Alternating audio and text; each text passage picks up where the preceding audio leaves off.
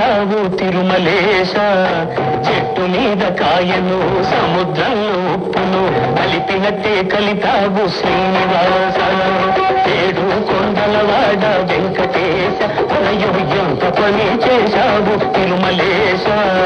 చెట్టు మీద కాయను సముద్రంలో ఉప్పును కలిపినట్టే కలితావు శ్రీనివాస.